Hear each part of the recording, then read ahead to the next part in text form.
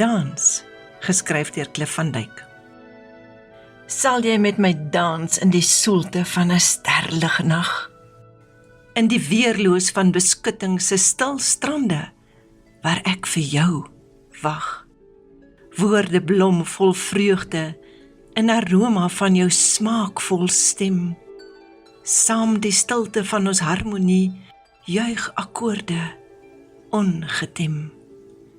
Sal jy met my dans in jou toonbeeld van volmaakte pragt, oor spore van vervulling, wat eers in die toekoms wag. Kom rus agter ontferming, in my koestering vermom, by die ongereptheid in jou hart, waar Proteas altyd blom.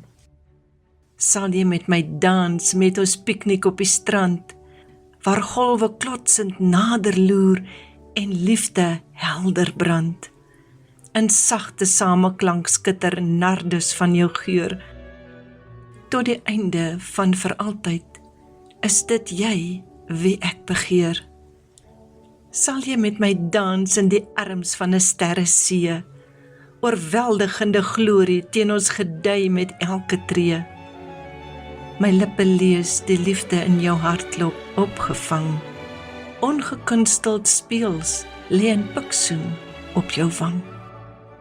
Sal jy met my dans in die uiting van jou diepste smart, laat die toevlug van my nimbus troostend jou omvat.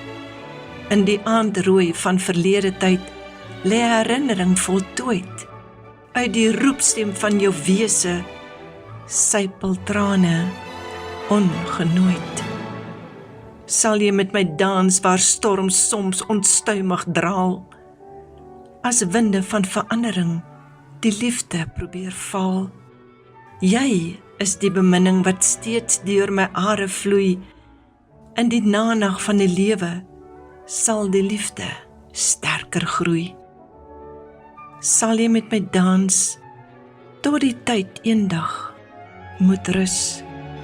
Die spel van ware liefde, sal geen storm ooit kan blus.